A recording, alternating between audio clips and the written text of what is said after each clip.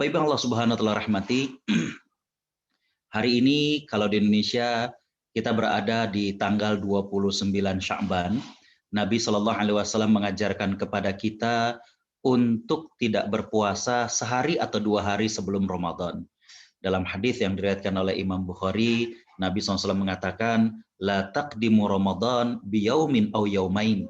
Jangan mendahului puasa Ramadan sehari atau 2 hari sebelumnya. Ini bukan larangan haram, tapi larangan agar ada jeda antara ibadah puasa sunnah dengan ibadah puasa yang wajib. Ya. Tapi bagi ibu-ibu yang maaf masih memiliki hutang puasa, walaupun di akhir Sya'ban maka berkewajiban untuk segera membayarkan hutang puasanya.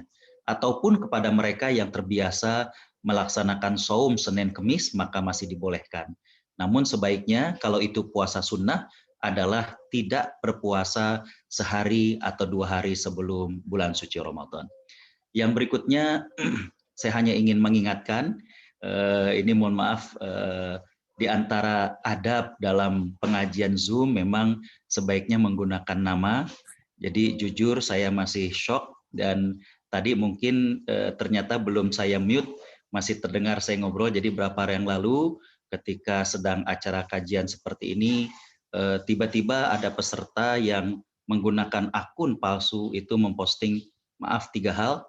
Jadi satu akun itu memposting hal-hal porno, yang lainnya memposting nyanyian-nyanyian Islam teroris dan lain sebagainya. Jadi tadi itu sempat nggak termute dan saya lagi ngobrol bahwa akun itu ternyata setelah diselidiki sering masuk ke pengajian lewat Zoom. Jadi tadi kalau ada yang ketika awal nyalain sempat dengar saya ini karena memang sedang membicarakan itu dan jujur masih shock karena gitu. Jadi saya kira di sini host dan co-host dari imam bisa memfilter kalau sekiranya ada akun atau nama-nama yang kurang dikenal atau minta memperkenalkan diri dan tidak mau, saya kira kita perlu tegas sehingga tidak mengurangi kekhusyuan dalam thalabul ilmi. Baik, Bapak Ibu Allah Subhanahu wa taala rahmati, tema kita agak berbeda, artinya kita tidak melanjutkan bab setelah wasiat Jibril terhadap tetangga. Ya, dan karena ini bulan Ramadan, maka kita mengkaji hadis tapi berkaitan dengan maghfirah. Ya, dan diberikan judul dengan membuka jendela maghfirah. Ya. Bapak Ibu Allah Subhanahu wa taala rahmati, ada satu pesan yang sangat luar biasa dari Nabi Shallallahu alaihi wasallam kalau kita menghadapi musibah atau kita berada pada suatu area yang di situ terdapat bencana atau musibah, ya. Nabi SAW mengatakan dalam hadis dari sahabat Uqbah bin Amir radhiyallahu an, di mana Nabi SAW menceritakan tentang musibah, wabah. Ya. Nah, para sahabat itu bertanya, ya Rasulullah, man najah? Ya Rasulullah, bagaimana jalan keselamatan dari wabah atau bencana itu? Ya. Nabi SAW kemudian mengatakan, amsik alaika lisanak wal yasa'uka baitak wabki ala khati'atik. Ya. Jadi Nabi SAW ketika menjelaskan tentang wabah, musibah, para sahabat bertanya tentang apa cara untuk selamat daripada hal itu. 3 hal yang disampaikan oleh Nabi SAW. Yang pertama adalah jaga lisanmu. Ya. Ini baik lisan yang artinya adalah mulut maupun lisan dalam artian berita-berita yang kita share kepada orang lain. Ya. Jadi perlu difilter, perlu kemudian kita coba kaji apakah informasi yang kita terima ini benar. Kalau ini benar, yang kedua apakah informasi ini layak untuk kita sebarluaskan. Kalau memang layak untuk disebarluaskan, yang ketiga, apa kira-kira dampak kalau kita sebarluaskan? Ya. Makanya sering saya gunakan istilah saring sebelum sharing. Ya. Jadi saring sebelum sharing. Saring yang pertama itu kebenaran beritanya, kevalidannya. Yang kedua urgensinya, kalau sudah valid, oke, ini valid. Tapi yang kedua, perlu nggak saya sharing? Kalau memang, oh iya ini perlu. Yang ketiga itu apa dampaknya? Positifkah atau negatifkah? Ya. Jadi ini sangat penting karena tidak sedikit informasi atau berita-berita itu justru menambah kekhawatiran, rasa takut yang berlebihan, apalagi kalau kemudian informasi itu hoax dan lain sebagainya. Yang kedua ini yang menarik, Nabi mengatakan wal yasa'uka baitak. Ya, tetaplah di rumahmu. Artinya lebih banyak di rumah, walaupun di beberapa negara itu saya lihat sudah mulai low ya, sudah mulai menurun ya. Ini kalau ada saudara-saudara kita dari Australia, saya lihat di Facebook sudah mulai ada yang camping ya, sudah mulai ada yang gathering ya, sudah mulai ada yang makan siang bareng ya. Bahkan kemarin itu banyak, Ustaz, nih kita lagi makan siang bareng. Oh iya, ya kan 2 hari lagi haram Ustaz katanya gitu ya. Ya artinya 2 hari lagi Ramadan gitu. Jadi siang-siang nggak bisa makan bareng. Nah, yang menarik Bapak Ibu yang dimuliakan Allah, ketika Nabi mengatakan stay at home, ternyata saya lihat penjelasan dari Syekh Al-Mubarakfuri. Beliau ini kan hadis ini tadi Bapak Ibu lihat hadis diriwayatkan oleh Imam At-Tirmidzi. Nah, Syekh Al-Mubarakfuri itu menjelaskan, menguraikan, mensyarah hadis-hadis Sunan Tirmidzi dalam kitabnya yang beliau beri judul dengan Tuhfatul Ahwazi. Nah, lihat yang menarik, beliau menjelaskan bahwa makna dari kata ataupun sabda Nabi stay at home, tetaplah di rumah ini adalah kita di rumah itu dengan menyibukkan beribadah gitu. Nah, ini juga Masya Allah ya, selama ini yang kita tahu ketika lockdown ya stay at home cuma ya stay at home, ternyata di sini Syekh Al-Mubarakfuri mengatakan bahwa berdiam rumah itu memperbanyak ibadah, mendekatkan diri kepada Allah Subhanahu wa taala. Justru menjadi kesempatan untuk apa ya, bersendirian di sini artinya adalah kontemplasi. Kita nggak banyak orang, kita jadi kemudian bisa ada waktu untuk merenung, ada waktu untuk memperbaiki diri, bahkan beberapa ulama lain mengatakan bahwa beribadah yang dimaksud dalam penjelasan Syekh Al-Mubarakfuri ini, baik ibadah mahdoh kepada Allah, yaitu sholat dan lain sebagainya, maupun ibadah ghairu mahdoh.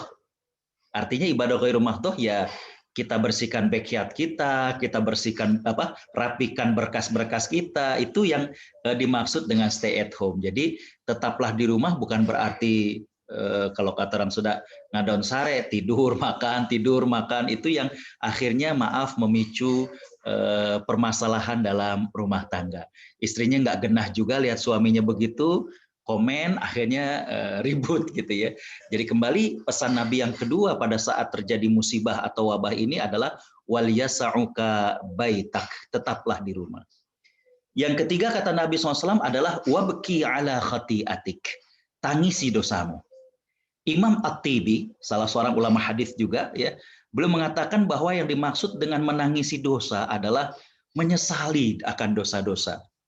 Dan ya ini satu poin yang menarik adalah Imam At-Tibi mengatakan kita selaku muslim itu pasti akan mengaitkan antara wabah, antara bencana dengan dosa yang kita lakukan.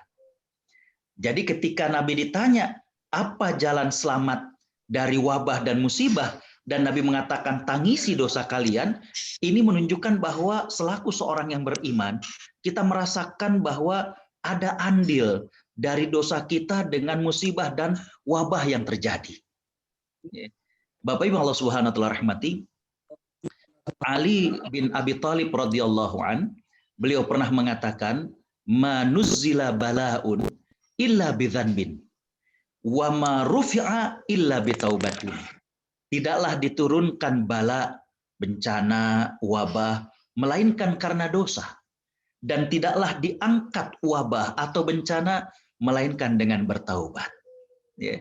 Jadi ini kita kan sudah setahun lebih pandemi ini, saya kira secara pribadi maupun kolektif, artinya pribadi-pribadi kita, keluarga-keluarga kita, bahkan maaf misalnya imam itu mengadakan seruan agar kita memperbanyak istighfar dan bertaubat kepada Allah agar wabah dan pandemi ini segera berakhir di tanah air juga. Bahkan semingguan ini subhanallah ada beberapa bencana yang terjadi ya di Nusa Tenggara Timur, di Malang, di Jawa Tengah ya. Saya jadi teringat dengan firman Allah dalam surat Asy-Syura ayat 30. Ini nggak ada di slide, tapi Bapak Ibu bisa mencatat atau nanti bisa diputar lagi rekodnya. Asy-Syura ayat 30, Allah berfirman, A'udzubillahi minasyaitonirrajim, ma asobakum mim musibatin fabima kasabat aidikum. Tidaklah terjadi musibah terhadap diri kalian, melainkan lantaran ulah kalian. Ya, jadi kembali bahwa tepat sekali, cocok sekali pesan Nabi ini tentang kita Ramadan kali yang kedua berada dalam kondisi pandemi. Ini Ramadan yang kedua kita berada dalam kondisi pandemi, dan pesan Nabi tadi adalah jaga lisan kita, stay at home, dan tinggal di rumah itu tadi memperbanyak ibadah di rumah, dan yang ketiga adalah tangisi, sesali dosa-dosa kita. Baik, Bapak Ibu Allah Subhanahu wa taala rahmati, kita masuk tentang bagaimana kajian ini berkaitan dengan Ramadan.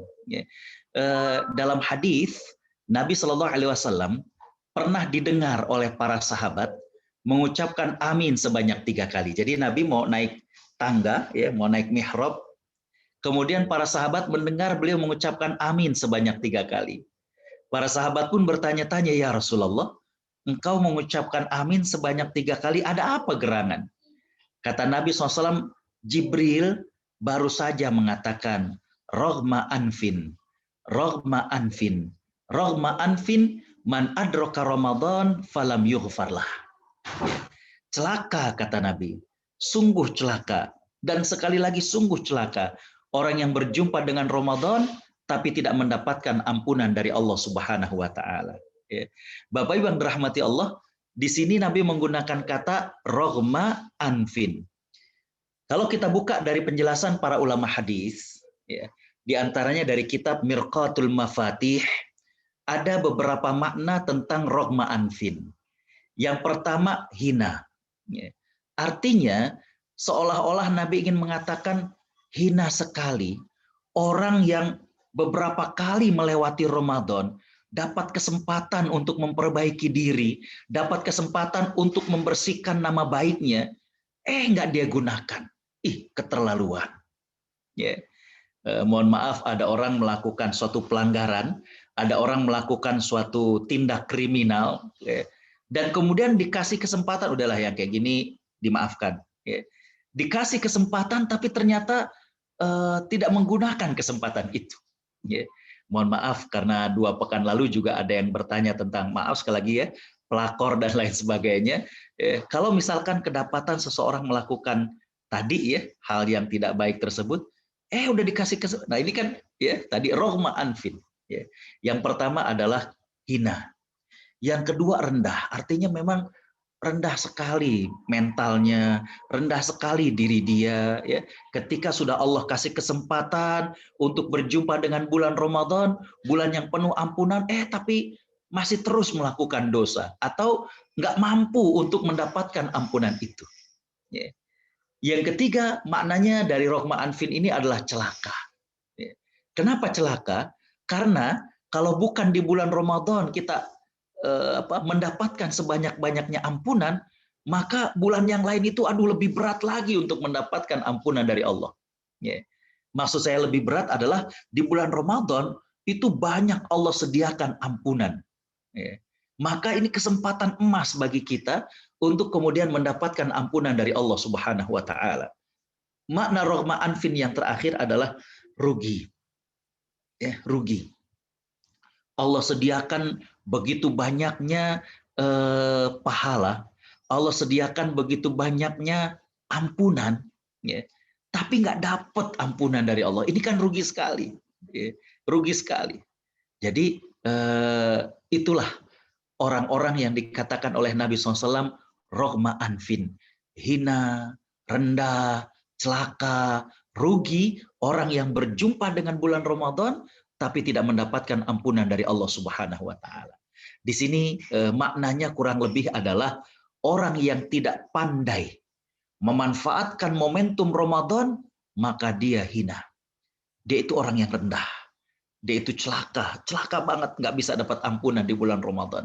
Dan dia itu rugi. Baik, Bapak Ibu Allah Subhanahu wa Ta'ala rahmati, saya ingin mengatakan di sini adalah bahwa kita bahagia, gembira menyambut bulan Ramadan, itu merupakan tanda keimanan kita.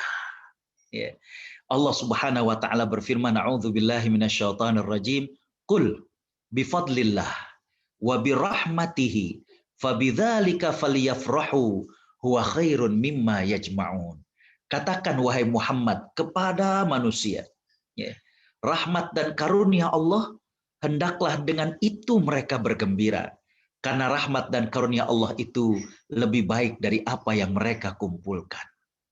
Bapak Ibu, harta yang dikumpulkan, dunia yang dikejar, ya, jabatan yang diperebutkan, kalau tanpa rahmat dan karunia dari Allah, nothing. Nggak ada apa-apanya.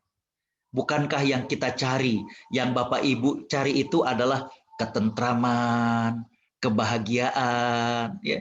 Maka dunia, harta, jabatan, dan lain sebagainya, ketika tanpa rahmat dan karunia Allah, kita nggak bisa mendapatkan kebahagiaan itu. Atau kalaupun bahagia, maka dia adalah kebahagiaan yang semu. Kalaupun kemudian merasa, nggak saat saya happy, ya, tapi itu kebahagiaannya adalah hanya di dunia, dan kita nggak berlangsung, ya, nggak kemudian nyambung kepada kebahagiaan di akhirat. Sedangkan yang kita inginkan itu bahagia di dunia, bahagia juga di akhirat. Ya. Makanya Allah Subhanahu wa taala mengatakan bahwa yang mestinya membuat kita gembira itu adalah rahmat dan karunia Allah. Nah, itu di bulan Ramadan Allah sediakan rahmat dan karunia-Nya. Jadi, kurang apa kalau kita tidak bahagia menyambut Ramadan? Kurang apa kalau kita tidak bergembira menyambut Ramadan?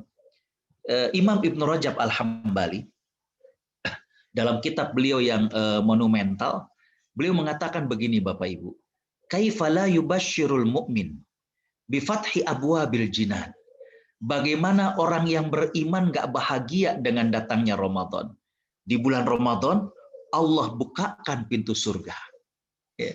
Coba Bapak Ibu bayangkan, maaf, kita itu kan tiap hari beribadah, ya, mengharapkan tentunya adalah pahala dari Allah Subhanahu wa taala. Nah, kemudian kita dikasih tahu ada suatu waktu yang kalau ibadah di situ Allah lipat gandakan pahala. Tentu kita senang benar. Ya. Mirip misalkan, mohon maaf ya, orang yang suka baca, lalu kemudian dia datang ke suatu tempat atau dia berangkat haji atau umroh, kemudian dikatakan silakan Pak, Bapak kalau memang suka buku apa, ambil aja, gratis. Itu kan senangnya luar biasa. Ya, Bapak Ibu yang Allah Subhanahu wa taala rahmati, jadi ya, Ramadan itu Allah bukakan pintu surga. Artinya Allah lipat gandakan pahala. Orang yang beramal dengan amal yang sunnah, Allah balas seperti orang yang melakukan ibadah wajib. Orang yang melakukan ibadah wajib, Allah lipat gandakan pahalanya. Coba, ini bahagia betul orang yang beriman. Ya. Ngasih makan orang yang puasa dapat pahala yang sama. Ya. Memberinya juga nggak dibayangkan yang makanan yang paket lengkap, nggak. Bahkan yang sederhana pun bisa dapat pahala itu. Ya.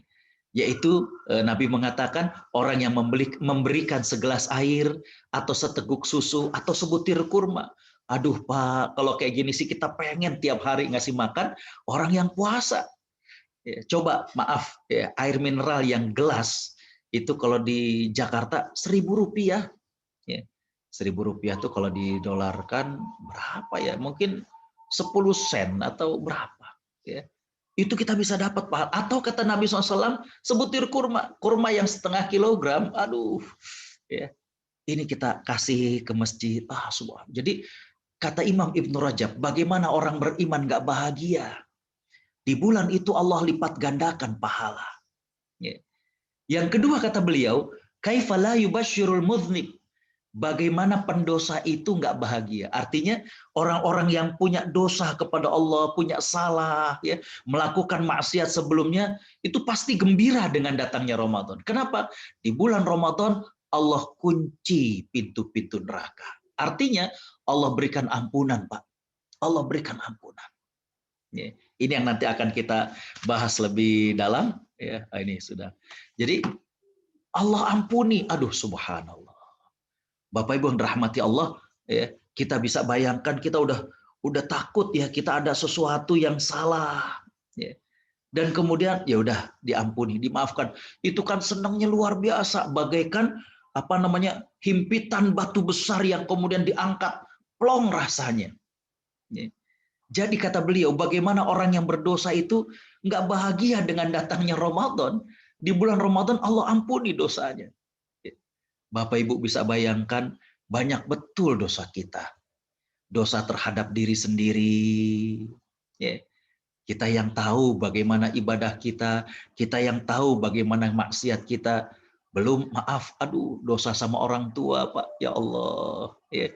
Berapa sering kita bikin repot orang tua, berapa sering kita jadi pikiran mereka, bahkan mohon maaf, mungkin kita pernah bikin mereka nangis, ya, bikin mereka memendam kerinduan, kangen, ya Allah, ya. Sudah berapa lama kita nggak ngunjungin makam mereka, ya. Rumah kita bagus, indah, tapi ternyata makam orang tua kita kotor, penuh semak dan lain sebagainya. Dosa dengan pasangan kita, ya Allah. Dosa sama anak-anak kita, ya Allah. Dulu saya kenapa ngedidiknya begitu, ya. Dulu kenapa saya nggak nyontohin yang baik, ya. Jadi, nah di bulan Ramadan Allah ampuni, Allah buka ampunan. Yang ketiga, kata Imam Ibnu Rajab, wa kaifa la yubashshirul aqil. Bagaimana orang yang berakal tidak bahagia dengan bulan Ramadan. Di bulan Ramadan itu Allah belenggu setan-setan. Nah, hadis tentang setan dibelenggu itu banyak disampaikan oleh para penceramah. Ya. Saya ingin menjelaskan maknanya dua. Yang pertama menurut para ulama, setan dibelenggu ini yang dibelenggu adalah akabirahum. Jenderal-jenderalnya, senior-seniornya. Yang junior-juniornya nggak dibelenggu, nggak diikat. Inilah yang kemudian masih menggoda manusia. Makna yang kedua dari diikatnya setan ini adalah setan dari kalangan jin. Jadi semua setan dari kalangan jin diikat oleh Allah. Tapi setan dari jenis manusia, yaitu nafsu manusia, itu yang kemudian menggelincirkan manusia. Makanya mohon maaf kalau di Indonesia ya kadang walaupun rumah makan udah ditutup tuh pakai kain, tapi kita lihat kaki di bawahnya masih kelihatan. Ya, padahal banyak yang nanya, Ustadz, kan ini katanya setan dibelenggu. Iya, setan dari jenis jin yang diikat. Tuh setan manusianya masih kelihatan. Ya, Bapak Ibu Allah Subhanahu Wa Taala rahmati. Ya, ini saya kira sebagai mukaddimah, tapi mukaddimahnya udah setengah jalan ya. Ini sebenarnya yang dibahas yaitu tentang pintu-pintu maghfirah, atau dalam judul yang diberikan kepada saya adalah jendela-jendela ampunan dari Allah Subhanahu wa taala. Hasil dari pengumpulan riwayat-riwayat, maka ada beberapa jendela atau pintu untuk meraih ampunan Allah. Yang pertama Bapak Ibu yang pertama saya ingin katakan adalah bahwa manusia itu berdosa. Itu adalah hal yang manusiawi. Manusia melakukan dosa, hal yang tidak pernah luput dari yang namanya manusia. Bahkan bukan saja Bapak Ibu, termasuk saya, ya, termasuk juga yang lain. Makanya dalam hadis qudsi Allah Subhanahu Wa Taala mengatakan, ya, laulam tudznibu, la dhahaballahu bikum, wa la jaa biqaumin yudznibun fayastaghfirunallaha wa fayaghfiru lahum. Ini maaf bukan hadis qudsi tapi hadis dari Nabi SAW. Seandainya kalian tidak berbuat dosa, niscaya Allah akan melenyapkan kalian dan dia pasti akan mendatangkan suatu kaum yang berbuat dosa. Lalu mereka akan mohon ampun dan Allah akan mengampuni kepada mereka. Hadis ini, sabda Nabi ini bukan berarti kemudian kita harus berdosa. Dan bukan juga kemudian Allah pernah ganti, tidak. Cuma di sini menunjukkan bahwa yang namanya manusia khata'un, pasti banyak dosanya. Ya, tadi saya katakan dosa terhadap hak-hak Allah Subhanahu wa taala, dosa terhadap hak-hak manusia, ya. Nah, cuma yang menjadi hal yang perlu kita underline di sini adalah fayastaghfirunallah. Bagaimana kemudian bisa minta ampun kepada Allah Subhanahu wa taala, itu poinnya. Menggunakan jendela-jendela dan pintu-pintu maghfirah untuk kemudian kita mendapatkan ampunan dari Allah Subhanahu wa taala. Bapak Ibu Allah Subhanahu wa taala rahmati, yang pertama itu adalah tauhid. Ya.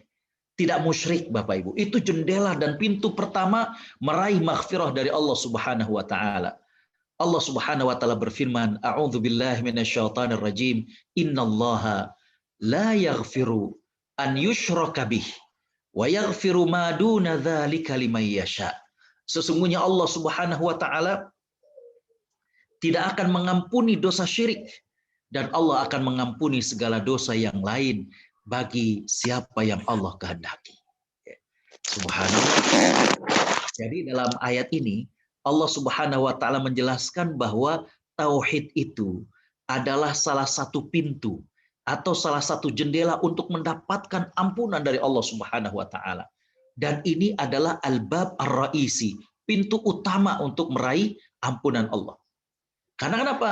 Allah Subhanahu wa taala mengatakan di sini bahwa semua dosa Allah akan ampuni kecuali satu, ya, dosa menyekutukan Allah Subhanahu wa taala wal iyazubillah.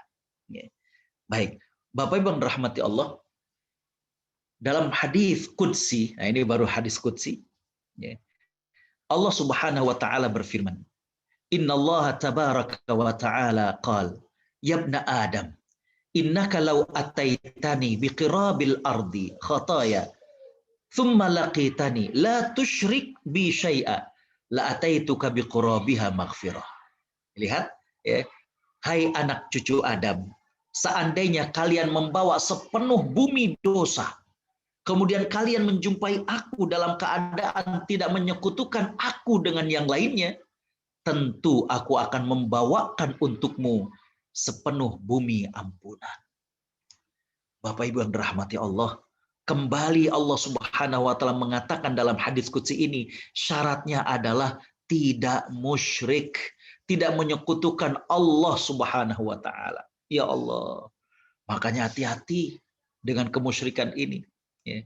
Dan hati-hati dengan fenomena-fenomena kemusyrikan yang ada di tanah air yang kadang masih suka kebawa, ya, kepada masyarakat Indonesia yang ada di luar negeri. Jadi kembali bahwa pintu ataupun jendela untuk mendapatkan maghfirah dari Allah Subhanahu wa taala yang pertama itu adalah tauhid. Kita tidak menyekutukan Allah Subhanahu wa taala. Yang kedua, Bapak Ibu yang dirahmati Allah, doa dan pengharapan. Ya. Untuk meraih maghfirah Allah, untuk kemudian bisa mendapatkan ampunan dari Allah Subhanahu wa taala, maka, ya, di sini kita berdoa. Allah Subhanahu wa taala berfirman, "A'udzu billahi minasyaitonir rajim wa qala rabbukum ud'uni astajib lakum." Dan Tuhanmu berfirman, berdoalah, mintalah kepadaku, niscaya aku akan perkenankan bagi kalian. Para ulama mengatakan, ya, ketika kita ditawari oleh Allah Subhanahu wa taala, berdoalah dan Allah menjanjikan akan diampuni, akan memberikan, maka di antara doa yang dianjurkan adalah bagaimana kita doa minta diampuni. Ya. Pintunya adalah kita minta. Ya. Kita minta kepada Allah Subhanahu wa taala agar Allah mengampuni dosa-dosa kita. Karena kenapa? Allah sudah memperkenankan dalam ayat ini. Memperbolehkan, menyetujui, bahkan Allah Subhanahu wa taala berjanji akan mengabulkan apa yang kita minta. Jadi dengan demikian, mintalah ampunan dari Allah Subhanahu wa taala. Ya. Jadi pintu untuk meraih maghfirah Allah, yang pertama tauhid, yang kedua adalah doa kepada Allah. Ya, ini bisa kita gunakan, ya Allah. Ya. Ampuni dosa hamba, dosa yang telah lalu, dosa yang saat ini, dosa yang kita lakukan lagi rame-rame, mungkin kita lalai, kita melakukan maksiat beramai-ramai, ya. Atau dosa yang dilakukan ketika kita sendirian. Ya. Ayo, ketika kita sendirian, apa yang kita perbuat? Ya. Saya memberikan istilah begini.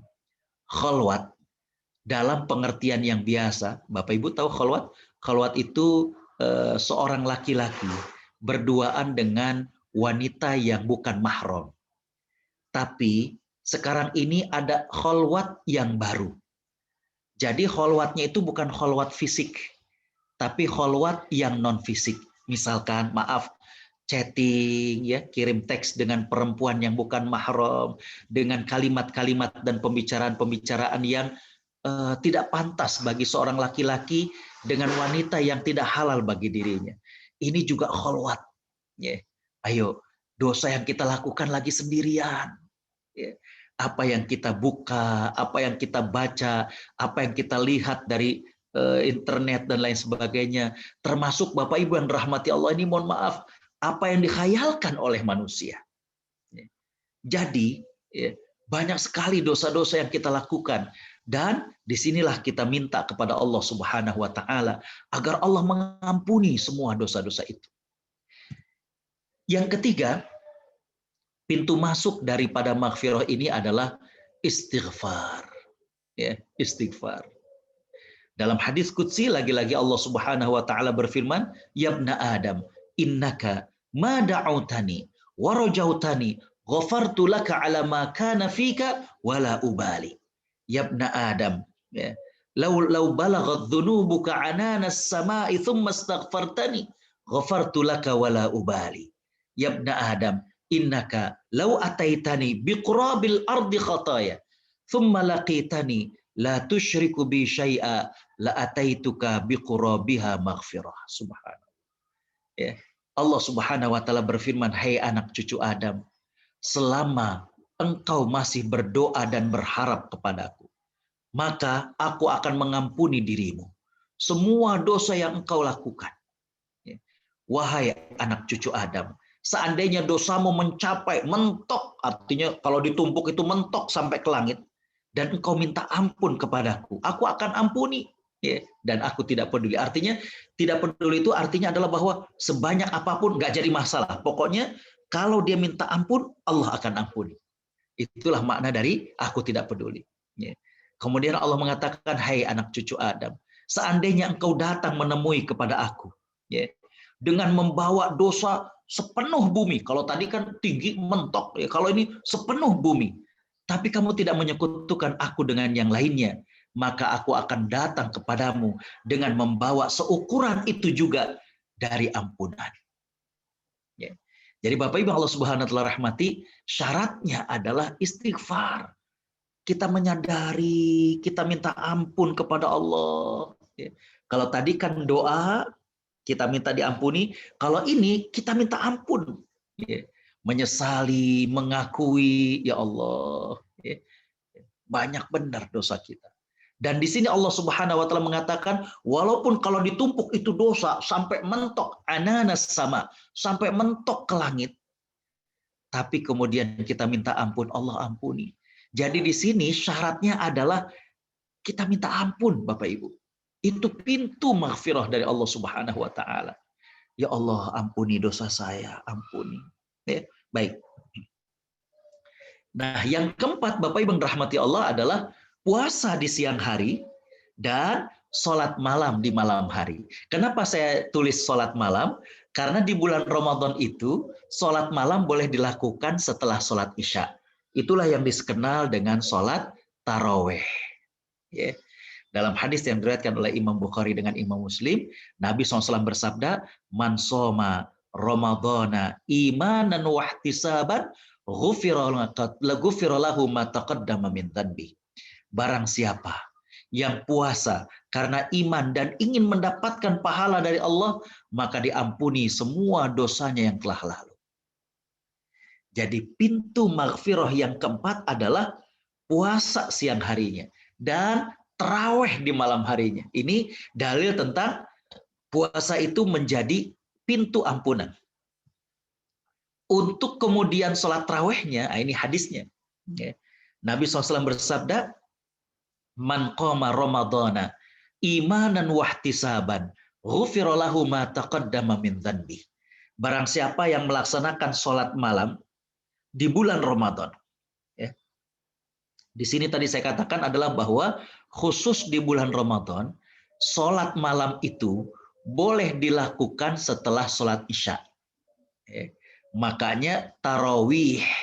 Tarawih itu arti asal adalah rileks, nyantai. Jadi habis 2 rakaat, bisa zikir dulu, bisa nyantai dulu, ya.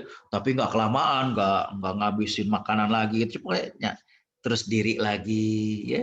Nah, ini orang yang puasa di siang hari dan malam harinya dia sholat malam dengan tarawih ataupun sholat malam di tengah malam, maka Allah akan berikan ampunan kepadanya atas dosa-dosanya yang telah lalu. Subhanallah.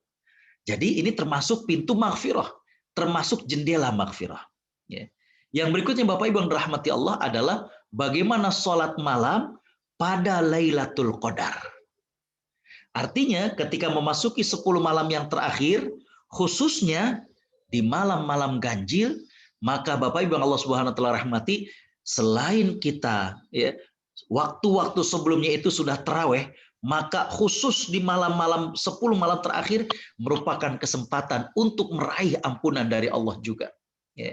Nabi Shallallahu Alaihi Wasallam bersabda, "Man qama Ramadhana imanan wahtisaban, ghufira lahu ma taqaddama min dzanbi." Ya. Dan Bapak Ibu yang dirahmati Allah, makna Lailatul Qadar, nih saya kasih tahu ya, Lailatul Qadar. Lailah artinya adalah malam. Qadar ada dua maknanya. Arti yang pertama dari qadar adalah ketentuan, ketetapan. Karena di malam itu Allah Subhanahu wa taala akan memberikan ketetapan tentang bagaimanakah kita. Bahagiakah kita tahun depan, bagaimana anak kita. Makanya di malam itu kita diharapkan untuk menghidupkan dengan ibadah, dengan berdoa, agar kita minta kepada Allah, ya Allah, berikanlah kebaikan kepada hamba, berikanlah kebaikan buat anak hamba, berikanlah kebaikan dalam pekerjaan suami hamba, berikanlah kebaikan kepada orang tua hamba. Di situ nanti Allah akan tetapkan. Makna qadar yang kedua adalah sempit. Kenapa disebut dengan sempit? Bapak Ibu Allah Subhanahu wa taala rahmati, karena di malam itu Allah menurunkan malaikat begitu banyaknya, berbondong-bondong, berdesak-desakan, untuk kemudian mencari siapakah di antara hamba Allah yang beribadah, dan kemudian mereka atau malaikat akan mencatat apa yang mereka lakukan. Pintu atau jendela maghfirah yang kelima. Yang keenam, pintu ataupun jendela maghfirah yang keenam adalah sedekah. Ya. Nabi Shallallahu Alaihi Wasallam bersabda, ya, ala adulluka ala abwabil khair. Maukah aku tunjukkan kepadamu pintu-pintu kebaikan? Apa kata Nabi SAW? As-saumu junnah. Saum itu adalah benteng, tameng, perisai. Was-sadaqatu tudfi'ul khati'ah. Sedekah itu menghapus kesalahan-kesalahan. Kama yudfi'ul ma'un nar. Sebagaimana api memadamkan, sebagaimana air memadamkan api. Wa sholatur rajuli min jawfil lail. Begitu juga sholatnya seseorang di tengah kegelapan malam. Di sini Bapak Ibu yang dirahmati Allah, ada dalam hadis ini sedekah itu menghapus kesalahan sebagaimana air memadamkan api. Jadi pintu atau jendela maghfirah yang berikutnya adalah sedekah, Pak. Ya. Sedekah. Dan pada saat kita di bulan puasa, ada bentuk sedekah yang lain, yaitu memberi makan pada orang yang berpuasa. Ya. Di imam misalkan ada takjil, ya. Kadang ada brother-brother kita juga yang suka datang, ya kita belikan air. Saya kira air yang sekantong itu yang ada berapa botol kecil juga tidak mahal lah bagi Bapak Ibu, ya. Tiap hari kita sekantong itu sekian botol. Subhanallah, Pak, subhanallah, Bu. Ya. Kalau yang kemudian punya keahlian, Allah berikan sehat, Allah berikan rizki, bisa bikin makanan, kasih ke tetangga. Subhanallah. Ya. Sedekah, Pak. Sedekah menjadi pintu maghfirah dari Allah Subhanahu wa taala. Yang berikutnya adalah Bapak Ibu Allah Subhanahu wa taala rahmati, menyempurnakan ibadah puasa selama 1 bulan. Ya. Menyempurnakan ibadah puasa selama 1 bulan. Nabi SAW bersabda, man shoma syahra wastakmalal ajra adraka lailatal qadri faqad faza bijaizatir rabbi. Ya. Barang siapa yang puasa sebulan penuh, kata Nabi SAW, dan meraih pahala yang sempurna berjumpa dengan malam Lailatul Qadar, sungguh kata Nabi SAW, ia telah menggapai hadiah dari Allah Subhanahu wa taala. Jadi Bapak Ibu yang dirahmati Allah, di sini Nabi mengajarkan kepada kita untuk kemudian berusaha menyempurnakan puasa kita dalam bentuk yang terbaik. Ustadz, bagaimana dengan wanita yang berhalangan? Dia kan nggak puasa sebulan.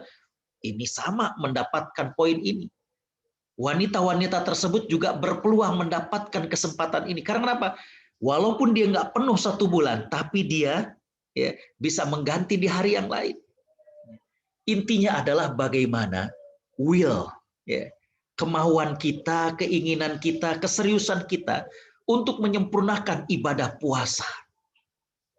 Apalagi saya tahu di Amerika puasa lagi summer cukup panjang.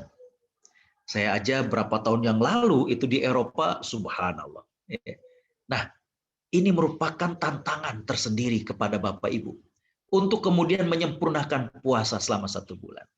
Itulah beberapa pintu dan jendela daripada maghfirah, dan kalau Bapak Ibu lihat, mostly bahkan seluruhnya itu kita ada, artinya bisa kita dapatkan di bulan Ramadan. Dari mulai tidak menyekutukan Allah, doa, istighfar, puasa, sholat malam, sedekah. Ini semua kan di bulan Ramadan. Jadi dari seluruh dalil-dalil yang berkaitan dengan bagaimana mendapatkan maghfirah dari Allah, Bapak Ibu yang dirahmati Allah, ini semuanya bisa kita lakukan di bulan Ramadan.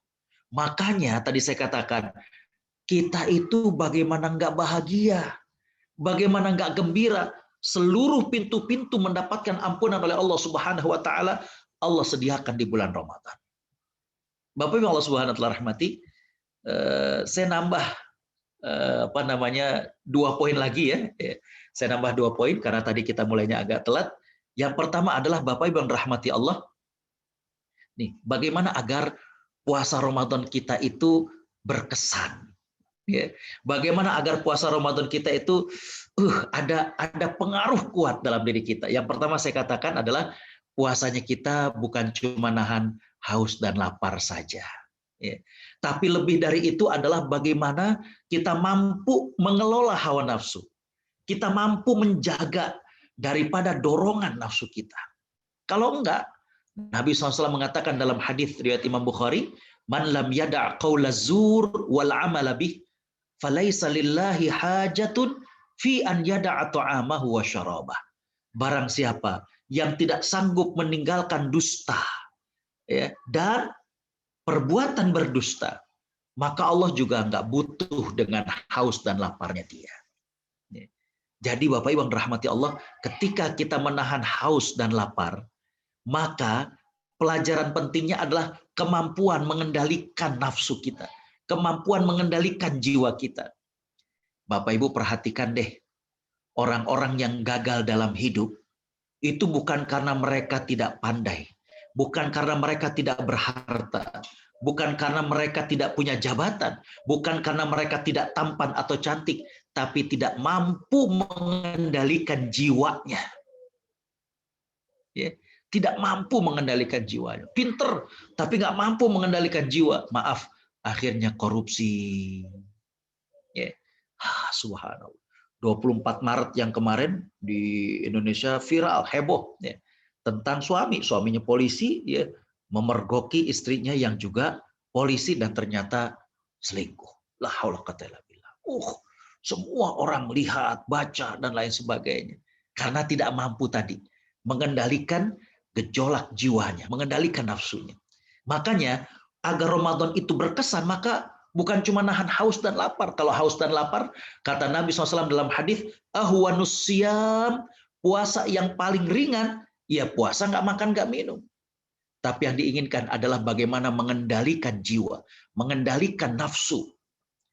Sebelum yang lain-lain, ini kemampuan mengendalikan jiwa. Dalam hadis yang lain Nabi mengatakan, rubba shaimin hazzuhu min siyamihi al-ju' wal 'atash. Berapa banyak orang yang puasa, tapi bagian dan perolehan puasa, perolehan pahalanya itu nggak ada. Dia cuma dapat lapar, dia cuma dapat lapar sama haus saja. Dan berapa banyak orang yang sholat di malam hari, artinya ibadah di malam hari, nggak dapat pahala kecuali ya capek sama begadang. Karena tadi ya meaningnya itu nggak dapat. Yang kedua adalah mengisi hari dengan ibadah. Agar kemudian puasa kita itu berkesan, isi hari kita dengan ibadah. Bagaimana kemudian bisa mendapatkan kesan dari Ramadan kalau siangnya tidur, malamnya cuma begadang, nggak dapat. Makanya sering saya katakan bahwa iktikaf atau memburu Lailatul Qadar itu bukan cuma begadang, Bapak Ibu. Banyak yang ketika orang di masjid, ya, dia juga nggak tidur, tapi ya tadi di warung Indomie, kalau di Indonesia kan banyak warmindo istilahnya. Dia Indomie, dia ngopi, ya beda. Jadi bukan hanya begadangnya, mengisi harinya dengan ibadah. Ya. Jadi mestinya Ramadan disibukkan dengan amal ibadah, sholat, baca Quran. Bahkan semalam saya baru menyampaikan para ulama ketika dibahas ya mana yang lebih afdol antara baca dengan ngafal, maka di bulan Ramadan itu khususnya adalah membaca Al-Quran. Baik, Bapak Ibu Allah Subhanahu wa Ta'ala rahmati, saya cepat aja nih ada 2 poin lagi. Tapi saya kira penting, apa yang bikin malas beribadah? Bapak Ibu bukan nggak tahu keutamaan baca Quran di bulan Ramadan, keutamaan sedekah di bulan Ramadan, keutamaan memberi makan pada orang yang puasa di bulan Ramadan. Ya. Bukan nggak tahu, tapi kok kita malas beribadah. Kenapa? Nah, ini saya temukan jawabannya. Yang pertama adalah karena makan minumnya berlebihan, Pak. Ya. Kekenyangan. Kata Imam Ibnu Abi Hatim Ar-Razi, beliau mengatakan orang kalau terlalu kenyang itu ada 5 hal negatif yang menimpanya. Yang pertama, bikin badan berat. Nah, ini kalau udah badan berat ini biasanya suka mengundang penyakit. Yang kedua kata beliau adalah ya, membuat hati menjadi keras. Karena kenapa? Dia tidak merasakan orang lain itu gimana penderitaannya. Karena dia bayangkan bahwa orang lain itu kenyang seperti dia. Jadi ketika melihat musibah, ketika melihat adanya gempa dan lain sebagainya, hatinya nggak terenyuh karena ya dia merasa dia juga kenyang dan lain sebagainya. Ya. Yang ketiga, kecerdasannya berkurang. Ya. Karena kenapa? Ya yang dipikirin cuma makan. Ya. Nah kalau udah kemudian banyak makan, kemudian juga hati jadi keras, ya, otaknya juga jadi tumpul, ya udah, ya. Yang ada adalah ngundang ngantuk. Coba Bapak Ibu kalau buka puasanya kekenyangan, terawih di Imam Center, aduh berat lah, aduh. Ya. Nah yang terakhir adalah membuat malas dalam beribadah. Ini hati-hati. Ya. Yang bikin malas dalam beribadah bukan Bapak Ibu nggak tahu, tapi boleh jadi makan minum yang berlebihan. Yang kedua maksiat. Nabi SAW bersabda, ya, seorang hamba ketika melakukan dosa akan ditetesi di hatinya 1 tetes hitam. Ya. Kalau dia taubat, dia istighfar, bersih lagi hatinya. Tapi kalau dia nggak bertaubat, maka makin kelam, itulah yang kemudian membuat dia tidak tergerak melakukan kebaikan. Hati-hati Bapak Ibu. Makanya Allah meminta kepada kita untuk bertaubat segera. Yang terakhir yang menjadi sebab seseorang itu malas beribadah adalah ekstrim dalam beribadah. Karena saking semangatnya malam pertama Ramadan sampai pagi nggak tidur. Besokannya gitu. 3 hari kemudian nggak kuat. Nabi SAW mengatakan kalau kalian sholat dalam keadaan ngantuk banget, kata Nabi, tidur dulu sampai hilang rasa ngantuknya. Kenapa? Karena khawatir, kata Nabi SAW, ketika kalian lagi ngantuk berat seperti itu, kalian maksudnya berdoa kebaikan, ternyata mintanya doa keburukan. Waliyazubillah. Baik, 1 poin lagi aja. Bapak Ibu yang di Amerika, yang di belahan dunia yang lain, termasuk di Indonesia, hati-hati dengan pencuri di bulan Ramadan. Waspada. Ini pencuri nggak ngambil uang Bapak Ibu. Ini pencuri nggak mengambil harta Bapak Ibu. Tapi dia mengambil kesempatan beribadah. Ah, di antaranya tayangan TV, Pak. Bagi yang di Indonesia ini, kalau ada jamaah yang nonton dari Indonesia, yang menyimak dari Indonesia ini, saya mengatakan hati-hati dengan tayangan TV. Ya. Traweh, ragu. Ya. Kenapa? Karena udah kadung suka nonton sinetron Ikatan Cinta. Ya. Akhirnya kemudian sholatnya ntar deh kalau iklan. Iklan langsung takbir. Ya. Tapi ternyata baru 1 rakaat udah mulai lagi kan, goyang lagi nih. Jadi, aduh hati-hati. Ya. Makanya kemarin ada tulisan bagus, ajakan, sekedar ajakan, announcement, ya, untuk menjelang maghrib dan saat sahur matikan TV. Karena pada saat menjelang maghrib itu, pada saat menjelang berbuka adalah waktu-waktu yang Allah kabulkan doa. Ya. Maka alangkah baiknya, saya kemarin ditanya, Ustadz, Nabi itu kan menyegerakan berbuka puasa.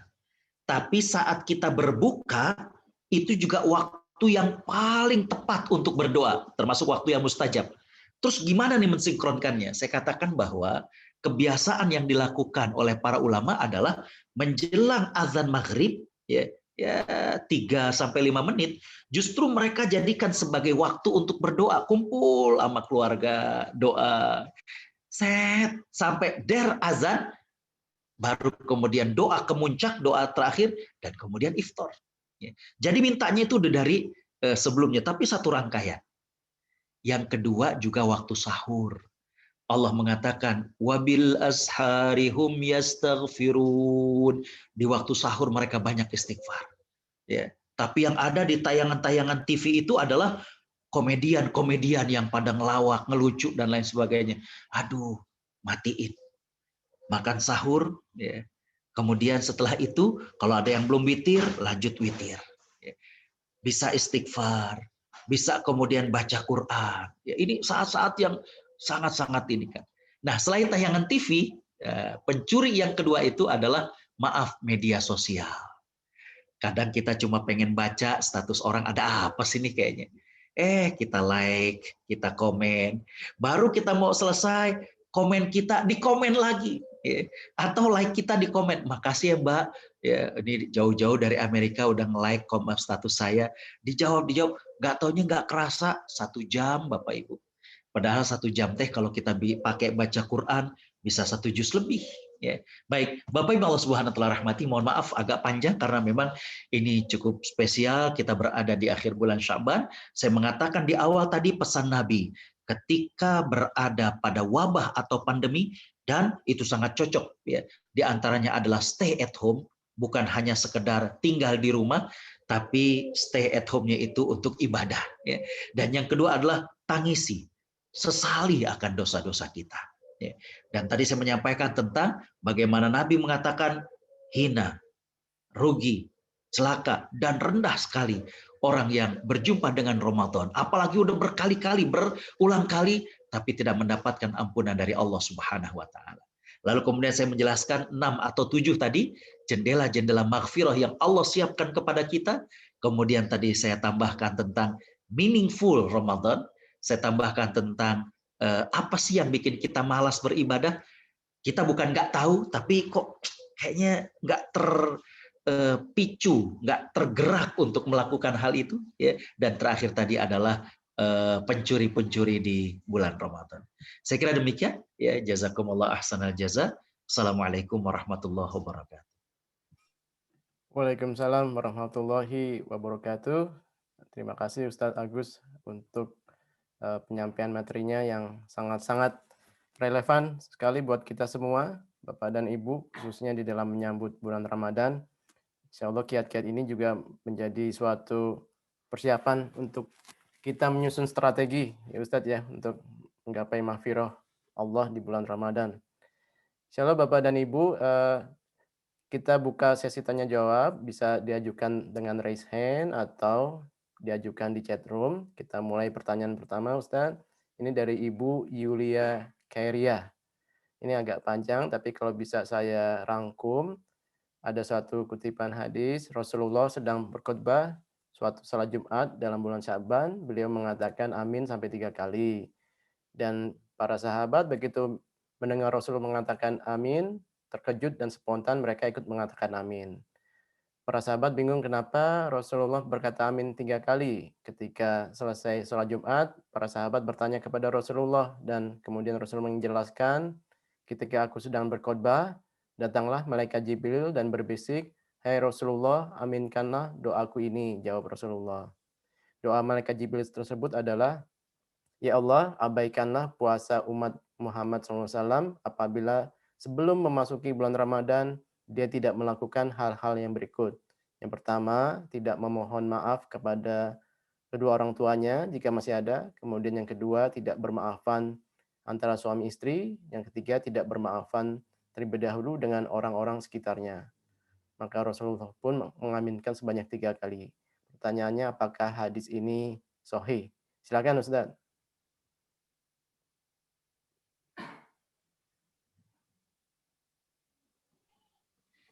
Bismillahirrahmanirrahim. Alhamdulillah. Wassalatu wassalamu ala Rasulillah. Bapak Ibu Allah Subhanahu wa taala rahmati, memang hadis tentang mengaminkan ini ada beberapa versi ya. Ada beberapa riwayat, ada yang menggunakan rohma anfin, ada juga yang menggunakan lafaz atau kata khaba wa khasir. Ada juga yang terakhir itu riwayat ketiga adalah dengan menggunakan bu'dan, sungguh jauh ya. Namun isi dari 3 hal yang diaminkan oleh Nabi SAW itu adalah doa Jibril ya. Yang pertama adalah doa Jibril tentang mereka-mereka yang masih memiliki orang tua atau salah satunya namun tidak menjadikan sebab masuk ke dalam surga. Yang kedua adalah doa Jibril terhadap orang-orang yang disebutkan nama Nabi Muhammad SAW tapi tidak bersolawat. Yang ketiga adalah yang tadi kita jelaskan. Adapun yang ditanyakan dalam pertanyaan ini yaitu doa Jibril yang satu ya, di sini tidak mohon maaf terlebih dahulu kepada orang tua, tidak memaafkan ini, maka Bapak Ibu Allah Subhanahu wa taala rahmati, ini adalah riwayatnya lemah ya.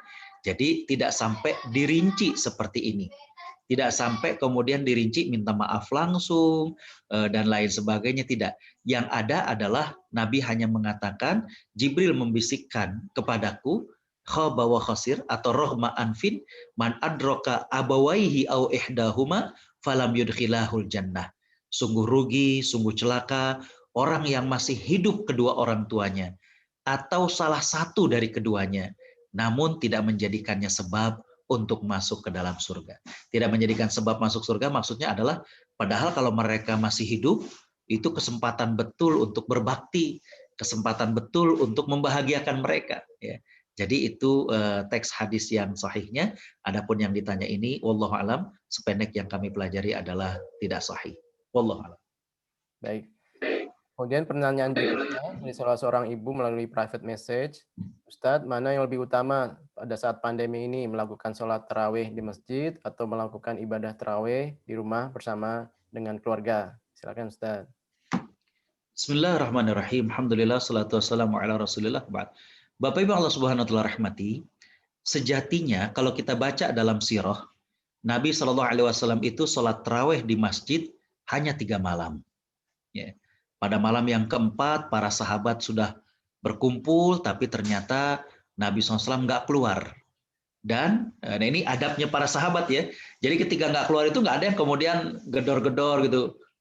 Nabi sholat nggak gitu, nggak ada gitu. Jadi mereka nungguin aja di masjid. Dan ketika Nabi nggak keluar, subuhnya mereka bertanya, ya semalam ya Rasulullah, kami kumpul di masjid, artinya di Masjid Nabawi, tapi engkau tidak keluar. Nabi mengatakan, kalau aku keluar setiap saat, artinya sholat tarawih berjamaah dengan kalian setiap hari, niscaya akan dianggap wajib. Dan kalau dianggap wajib, maka akan berat bagi kalian. Ya, jadi dari sini Bapak Ibu yang dirahmati Allah, sholat tarawih itu memang pada dasarnya adalah sunnah dan boleh dilakukan di rumah. Cuma di masa Umar bin Khattab, Umar melihat ini syiarnya kok jadi kurang kalau pada tarawih di rumah. Ya. Maka Umar kemudian mengajak masyarakat untuk sholat tarawihnya di masjid. Kesimpulannya adalah bahwa kalau bapak atau ibu merasa, waduh kayaknya kita masih belum feel safety, masih ragu nih kalau sholat ke masjid, aduh kira-kira gimana dengan kesehatan dan lain sebagainya, dan kemudian ingin sholat tarawih berjamaah di rumah, silakan. Ya. Tapi pesan saya adalah bagaimana tetap menjaga kekhusyuan dan makna daripada sholat tarawih tersebut. Karena kenapa? Kalau di rumah itu, maaf, kadang suka godaannya ada aja. Ya. Saya ngerasain kan, tahun lalu hampir full ya, bisa dikatakan full itu tarawih di rumah, terutama anak yang kecil habis 2 rakaat dia ke dapur, nyari minum dulu, minta susu dulu gitu ya. Nah ini juga berarti Bapak Ibu harus komitmen, konsisten untuk menjaga kekhusyuan ataupun kebermaknaan sholat di rumah. Jadi intinya adalah dibolehkan. Wallahu a'lam. Baik, Ustadz.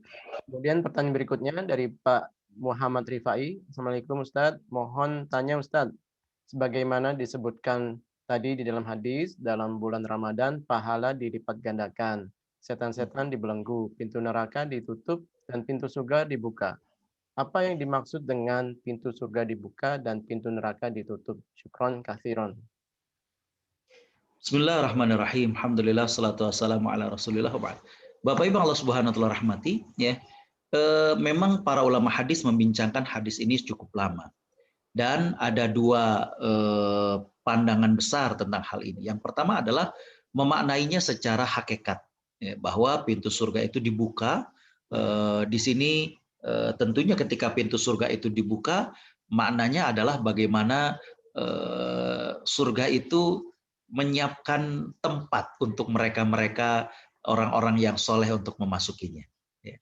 Tapi pandangan yang kedua adalah yang memahami bahwa kalimat atau sabda Nabi itu adalah kiasan. Jadi dibukanya pintu surga dan ditutupnya pintu neraka, banyak yang memahami itu adalah majaz atau kiasan. Jadi kalau kiasan apa maknanya? Yang pertama adalah maknanya ya, adalah orang ketika di bulan Ramadan, kecenderungannya itu kecenderungan yang baik. Gitu.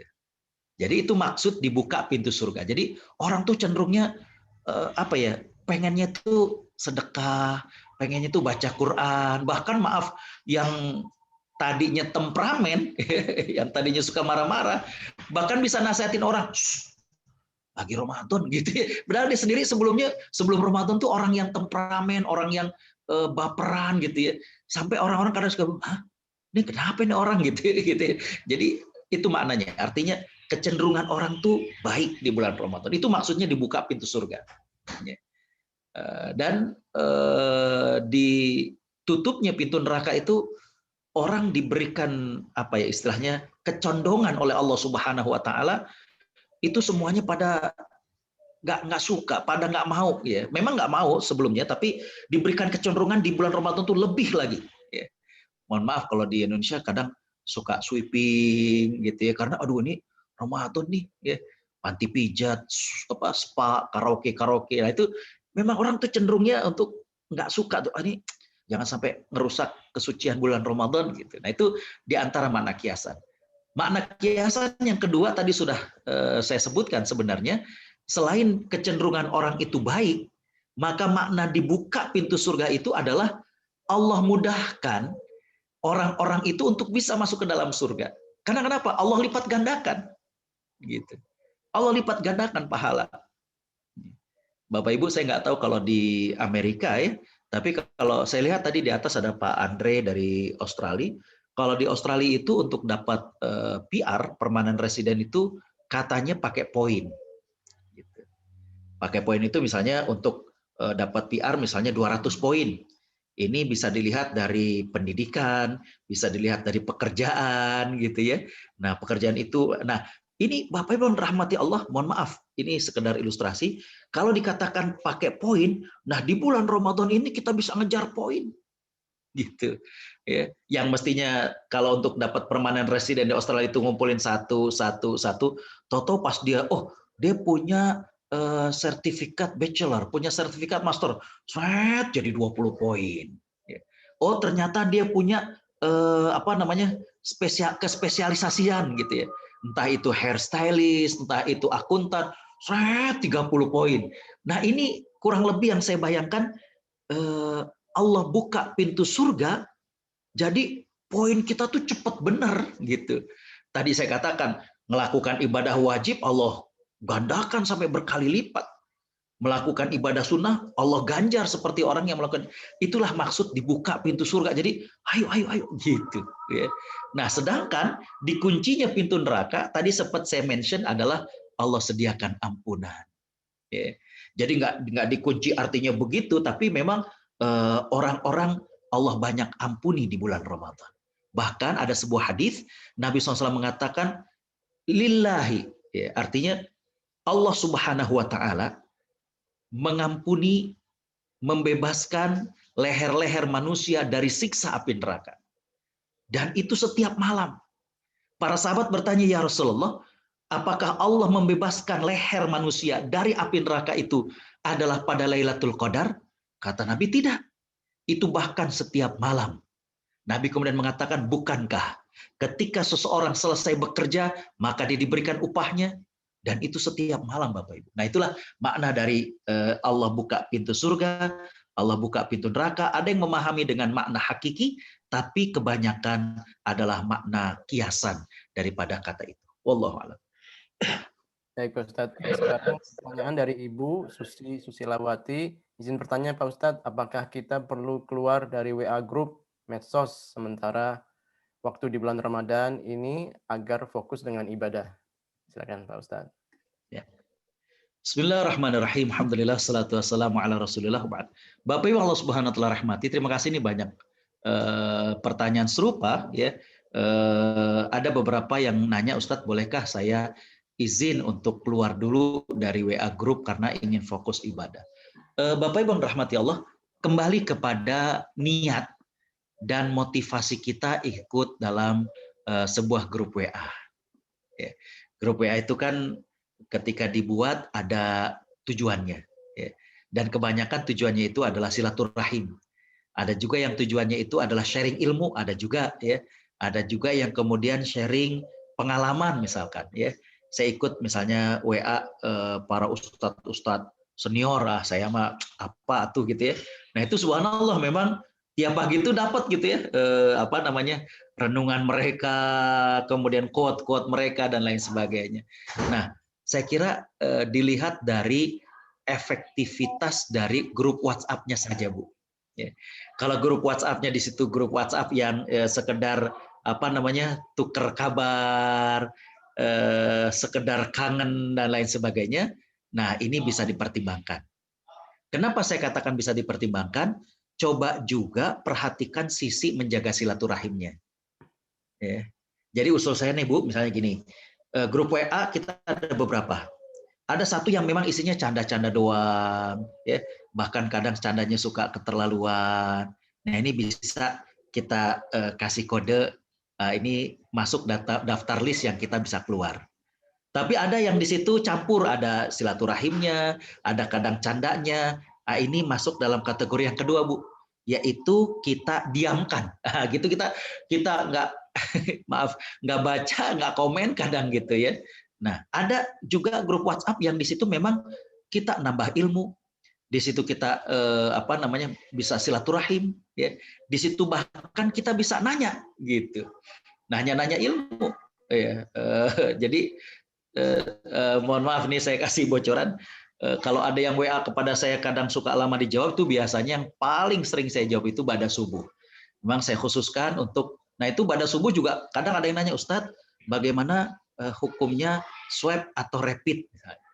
Saya bilang boleh dalam pandangan ini begini. Ustadz boleh nggak lengkap dengan dalil dan penjelasannya? Waduh, kalau lengkap dengan dalil dan penjelasannya udah nggak cukup waktunya ya. Dan kadang suka pakai voice. Jadi kembali ada grup WhatsApp juga yang kesempatan kita jadi bertanya gitu. Nah ini kan perlu juga gitu. Ustadz, aduh saya punya mah akut misalnya. Boleh nggak sih kalau nggak puasa? Itu kan jadi buat labelisasi peringkat-peringkat Bu. Ya, saya nggak tahu yang nanya Ibu Bapak. Kalau memang ternyata grup WhatsApp yang tadi kategori pertama itu kayaknya ya dia melalaikan, bahkan maaf cenderung untuk maksiat, canda-candanya juga nggak ini. itu bisa kita keluar. Tapi ada nih yang di tengah-tengah nih yang ya nggak maksiat sih, cuma kadang ya cuma ketawa-ketawa, posting apa namanya makanan ya, ini lagi kumpul di mana. Tapi ada juga kadang nasihat. Nah ini saya kira belum perlu untuk keluar, cuma ya ketika Ramadan juga nggak perlu dibuka gitu ya, gitu. Cuma kita read all gitu aja. Nah yang satu yang memang kita bermanfaat sekali, nah ini jangan keluar. Jadi saya kira buat klasifikasi seperti itu. Ya, wallahu a'lam. Baik, Pak Ustadz. Kemudian pertanyaan berikutnya dari Bapak Hadi Antono. Assalamualaikum warahmatullahi wabarakatuh. Maaf Ustadz, apakah ada dasar hukum bahwa sebelum datang Ramadan kita saling meminta maaf dan juga ke makam leluhur? Terima kasih Ustadz. Silakan Ustadz. Ya. Bismillahirrahmanirrahim. Alhamdulillah salatu wassalamu ala Rasulillah wa ba'd. Bapak Ibu Allah Subhanahu wa taala rahmati, terima kasih Pak Nur Hadi Antono ya. Pertanyaannya bagus sekali. Yang pertama adalah apakah ada dasar sebelum Ramadan kita saling meminta maaf ya. Untuk dasar secara hadis langsung tidak ada ya. Bahkan meminta maaf secara umum ya apa namanya kepada orang yang kita nggak pernah kenal juga, ini sebenarnya menjadi pembahasan ya. Tapi kalau meminta maaf kepada orang yang kita kenal, ya, atau memang kita merasa punya salah, itu saya kira diperlukan. Karena kenapa? Tadi di antara penghalang kita untuk bisa ibadah di bulan Ramadan, di antaranya adalah kita masih punya dosa. Jadi misalnya kayak ke orang tua, kita minta maaf Mbok, Ibu, maaf ya, saya jarang datang. Loh kamu kemana aja misalnya ya, ini kan pandemi. Iya ke ibu nggak datang alasan pandemi, tapi kamu sama anak-anak itu makan di mana gitu. Jadi ini kadang suka aneh juga, saya dapetin orang yang mau ke orang tuanya itu takut gitu ya, physical distancing, sampai kemudian nggak datang. Ternyata setelah dilihat di Facebooknya update status sama anak-anaknya makan di restoran mana, ini kan apa ya, ibunya tuh cerita sama saya, gimana ya Pak Ustadz, disuruh ke rumah atau diajak ke rumah alasannya takutlah masih pandemi kayak gini, tapi nggak tahunya update status dia lagi makan sama keluarganya di restoran mana gitu. Nah itu kan tanpa kita sadari melukai hati orang tua. Nah untuk yang seperti ini saya kira tidak ada salahnya kita minta maaf kepada orang-orang yang bersangkutan. Nah adapun untuk minta maaf ke makam leluhur, saya kira ini nggak ada ya. Termasuk juga tradisi, mohon maaf sekali lagi, tradisi untuk kekuburan sebelum Ramadan ya. Ini kalau saya kan di Mardani, nggak jauh dari Mardani itu ada kuburan kawi-kawi, itu biasanya rame gitu ya. Kalau menjelang Ramadan gini ya, saya kira itu tidak ada dasar yang khusus yang mengharuskan untuk nyekar ataupun ke kuburan sebelum Ramadan. Ya. Kalau untuk minta maaf kepada orang yang kita rasa kita punya salah, nah itu saya kira nggak apa-apa agar kita diberikan maaf atau mendapatkan ampunan dari Allah. Jadi pas masuk Ramadan itu bisa apa namanya semangat beribadah. Saya kira itu, wallahu a'lam. Baik Pak Ustadz. Kemudian pertanyaan berikutnya dari Pak Nando. Assalamualaikum Pak Ustadz. Mau tanya apakah tanda-tanda kalau doa ampunan diterima oleh Allah dan pintu surga dibukakan untuk umatnya? Bismillahirrahmanirrahim. Alhamdulillah salatu wassalamu ala Rasulillah wa ba'd. Bapak Ibu Allah Subhanahu wa taala rahmati, tanda bahwa apa namanya doa ampunan itu diterima dan pintu surga dibukakan adalah yang pertama, Allah berikan kepada sang hamba rasa menyesal, rasa bersalah atas dosanya. Ya. Karena orang-orang yang tidak merasa bahwa dirinya itu berdosa, berarti hatinya ini masih tertutup dengan kemaksiatan. Ya. Makanya dalam sebuah hadis dikatakan an-nadamu taubah. Orang yang menyesal itu sudah merupakan bagian besar dari bertaubat. Ya. Bapak Ibu yang dirahmati Allah, mohon maaf kalau ada orang melakukan kesalahan, mencuri, selingkuh, ya, kemudian diminta maaf kepada orang yang diambil atau diminta maaf kepada pasangannya, Bapak Ibu yang dirahmati Allah, sebenarnya yang paling utama itu bukan sekedar minta maafnya, betul nggak? Ya. Apa yang membuat dia jera itu adalah rasa bersalahnya. Ya. Dia ngerasa bersalah, ya Allah. Jadi tanda Allah menerima doa minta ampun dan Allah bukakan pintu surga itu adalah Allah titipkan di hati kita rasa menyesal terhadap dosa yang kita lakukan. Karena dengan rasa menyesal inilah yang menjadi starting point bagi kita untuk kemudian berubah. Ya. Coba orang maaf, ya, ngomong maaf, maaf, maaf, maaf, tapi di hatinya nggak ada penyesalan, dia pasti akan mengulangi lagi. Ya, itu yang kalau istilah kita ya taubat sambal, karena di hatinya ya biasa aja tuh, nggak ada rasa menyesal gitu. Nah ini yang menjadi salah satu ya tanda bahwa Allah menerima doa minta ampun. Yang kedua, tanda Allah Subhanahu wa taala menerima doa ampunan kita adalah ya kita segera tersadar setelah melakukan kemaksiatan atau dosa berikutnya. Jadi Bapak Ibu, setelah kita minta ampun dan itu bukan berarti setelah itu kita nggak pernah melakukan salah, tidak. Kita akan melakukan kesalahan.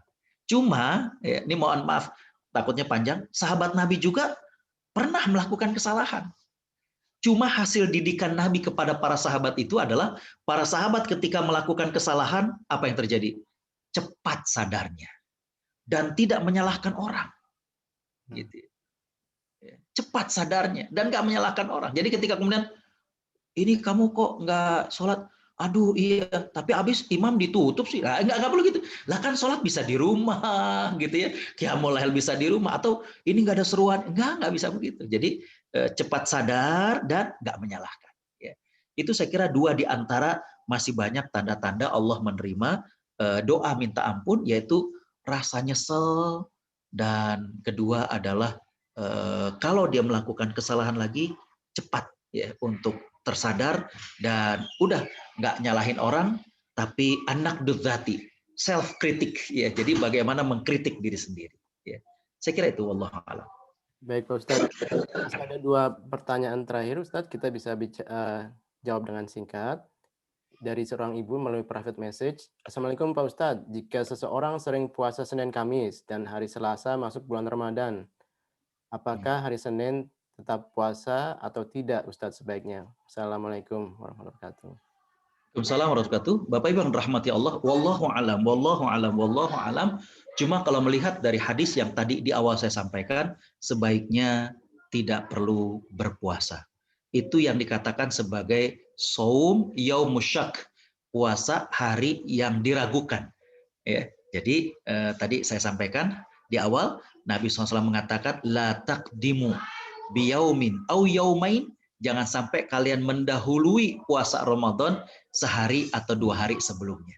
Ya, jadi dengan demikian saran saya ya berbuka saja, tidak mengapa kita tidak melakukan apa yang rutin kita lakukan. Ya, artinya tadi kan biasanya rutin Senin Kemis, cuma tadi saya katakan ini Senin, besok tuh khawatir Ramadan apa bukan. Maka saran saya adalah berbuka saja, tidak perlu berpuasa karena berdasarkan hadis tersebut. Wallahu a'lam. Baik Pak Ustadz, pertanyaan berikutnya dari Ibu Siti Nurul. Assalamualaikum warahmatullahi wabarakatuh. Pak Ustadz, bagaimana caranya agar bisa merasakan malam Lailatul Qadar? Terima kasih Pak Ustadz. Bismillahirrahmanirrahim. Bapak Ibu Allah Subhanahu wa taala rahmati, ada 2 riwayat. Yang pertama riwayat Ubay bin Ka'ab. Ubay bin Ka'ab ini cerita bahwa suasana malam ketika Lailatul Qadar itu adalah hawanya itu mu'tadil. Hawanya itu apa kalau bahasa kita itu pertengahan. Artinya gini, apabila di suatu wilayah itu lagi panas, misalkan di Amerika nanti Ramadan tuh musim panas ya, maka malam itu kok nggak panas dia, jadi sejuk gitu. Di Australia Ramadan kali ini, tahun ini dan juga 2 tahun 3 tahun sebelumnya itu lagi musim dingin, tapi malam itu kok hangat rasanya. Nah, itu mu'tadil. Paham ya kira-kira? Jadi tengah-tengah. Jadi apa ya maksud saya? Di negara yang lagi summer di malam itu tapi hangat, tidak panas. Di negara yang lagi winter di malam itu tidak terlalu dingin. Paham ya maksud saya? Nah, yang kedua, kalau ini kata Ibnu Abbas, ya, malam itu terasa kekhusyuannya. Ya, terasa kekhusyuannya. Ya. Bagaimana kita kalau ngeh, ya, Itu kata sahabat Ibnu Abbas, terasa kekhusyuannya betul-betul menandakan bahwa ribuan bahkan begitu banyaknya malaikat turun. Dari mulai misalnya sepoi-sepoinya angin, kemudian cuaca ininya, pokoknya terasa betul khusyuknya, gitu ya. Itu kondisi malam Lailatul Qadar. Cuman, ya ada cumanya Bapak Ibu, Imam Ibnu Hajar mengatakan bahwa biasanya tanda-tanda itu baru kita ngeh setelah lewat, gitu ya. Biasanya kata beliau ya. Dan nah ini tadi yang terpenting adalah bahwa kita bukan nyari tanda-tandanya, tapi menghidupkan malamnya gitu. Jadi bukan kemudian pada sibuk ntar malam 21 keluar dari rumah. Ini kayak yang kata Ustadz Agus nggak ya ngeliat-liat. Jangan, bukan itunya gitu ya. Ya kalau pas lagi kemudian ini kita ngeh, Bunda kerasa nggak? Kenapa ya? Kok nggak terlalu panas ya? Padahal kayaknya kemarin gerah banget. Iya coba buka, pasti buka. Ya Allah, kok kayaknya syahdu banget. Ayo kita itu oke, tapi bukan berarti kemudian kita pantengin ya, ngelihat nggak ya. Jadi keliru kalau kemudian Lailatul Qadar itu kita mantengin tanda-tanda tapi nggak beribadah, tidak. Justru kita beribadahnya kalau nanti pas kebetulan kita mendapatkan suasana alamnya seperti yang tadi dijelaskan oleh sahabat Ubay bin Ka'ab dan Abdullah bin Abbas, ya alhamdulillah itu nikmat dari Allah Subhanahu wa taala. Ya. Ada juga tanda-tanda paginya tapi karena nggak ditanyakan saya nggak jelaskan. Ya, wallahu a'lam. Ya. Ustadz, ini mungkin dua terakhir singkat saja Ustadz, dari Ibu Ida Rafikah Bilal Mas. Assalamualaikum Pak Ustadz, mohon diajarkan doa yang dibaca agar dapat bermimpi dengan Rasulullah. Juga ditunggu kembali kajiannya dengan masyarakat Ottawa. Jazakallah khair. Ya. Bismillahirrahmanirrahim. Alhamdulillah salatu wassalamu ala Rasulillah. Bapak Ibu Allah Subhanahu wa taala rahmati ini, subhanallah ya. Yang pertanyaan pertama, memang mimpi berjumpa dengan Rasulullah itu adalah mimpi yang sangat indah ya. Karena tidak ada yang bisa menyerupai Nabi dalam mimpi ataupun dalam nyata. Ya. Saya kira seperti PR saya 2 pekan lalu tadi saya sudah tunaikan ke Mas Bagus, walaupun ada satu doa lagi Mas Bagus dan juga kepada Bapak Ibu yang saya belum sampaikan. Jadi kalau nggak salah 2 minggu lalu itu ada seorang ibu yang minta doa agar dihindarkan rumah tangganya dari orang-orang yang berniat buruk ya. Ya, saya nggak sebut pelakor karena saya nggak suka dengan kata pelakor. Ya, karena saya katakan pada 2 pekan lalu sebenarnya istilah pelakor itu merugikan perempuan. Jadi seolah-olah yang jadi sebab itu perempuan saja, padahal terjadinya perselingkuhan bisa jadi juga karena laki-laki yang tidak setia. Ya, jadi doanya tadi sudah saya kirim ke Mas Bagus dan saya kira untuk doa ini juga nanti teksnya saya kirimkan ke Mas Bagus. Dan sekali lagi bahwa kita bukan hanya minta bermimpi berjumpa dengan Rasulullah, tapi yang terpenting itu adalah bagaimana rasa cinta kita dan keinginan untuk mengamalkan sunnahnya. Adapun mimpi ketemu beliau itu adalah berkah dari niat kita untuk mengamalkan sunnahnya. Ya. Kemudian yang kedua, kapan ngisi di Ottawa? Insya Allah siap-siap aja Ibu ya. Bahkan jujur saya belum pernah ke Kanada nih, udah 3 kali ke Amerika, cuma gitu ya, nyebrang ke sana itu belum. Mudah-mudahan Allah memberikan kepada kita umur, kesehatan dan kesempatan untuk bisa bertemu secara langsung. Saya kira demikian. Wallah. Baik, pertanyaan terakhir dari Pak Budi Mulyono. Ramadan adalah bulan Al-Quran. Apakah lebih afdol kita tidak hanya membaca Al-Quran, tetapi juga memahami isi Al-Quran, seperti belajar tafsir, dan sebagainya? Jazakallahu khair. Kemudian maksudnya tidak hanya mentargetkan khataman Quran 1 dan 2 kali, tetapi juga memahami isinya. Silakan Ustaz. Singkat saja. Bismillahirrahmanirrahim. Alhamdulillah, salatu wassalamu ala Rasulillah. Bapak Ibu Allah Subhanahu wa taala rahmati, sependek yang saya pahami dari para ulama adalah karena Ramadan ini bulan Al-Quran. Ya. Jadi kalau bisa target khatam itu lebih banyak, itu lebih bagus. Memang ini ada perbincangan antara target khatam dengan kemudian sambil baca terjemah. Ya. Intinya adalah semua yang berkaitan dengan Quran itu bagus di bulan Ramadan. Cuma kalau dibuat pilihan, maka mohon maaf Pak Budi Mulyono dan juga kepada yang lain-lain, kita lihat para sahabat, para salafus soleh, para imam-imam mazhab yang 4, mereka lebih banyak membaca. Ya. Artinya khatamnya. Ya. Tapi secara keseluruhan adalah tentang Qur'annya. Makanya saya ingat dulu ketika mau itikaf, itu saya bawa satu tas isinya buku. Jadi waktu mau itikaf itu, wah saya mau baca kitab anu, kitab anu, kitab anu, kitab anu. Ada seorang syekh yang menasehati, kata beliau, akhi, Ramadan itu bulan Quran. Buku-buku ini udah simpan aja. Pokoknya kamu fokus dengan Quran. Bacanya, tafsirnya gitu ya. Jadi kalau dibandingkan dengan bacaan-bacaan lain, kita pengen misalnya, oh kayaknya ada buku bagus nih, buku sejarah, buku sirah gitu ya. Nah itu justru di bulan Ramadan kesampingkan dulu. Karena Ramadan itu bulan Quran. Tinggal nanti antara tadi baca sama baca terjemah. Nah, gitu. Nah, kalau memang ini bisa dua-duanya saya kira bagus ya. Kita khatam misalnya 2 kali, 3 kali tapi sambil baca terjemahnya itu bagus. Ya.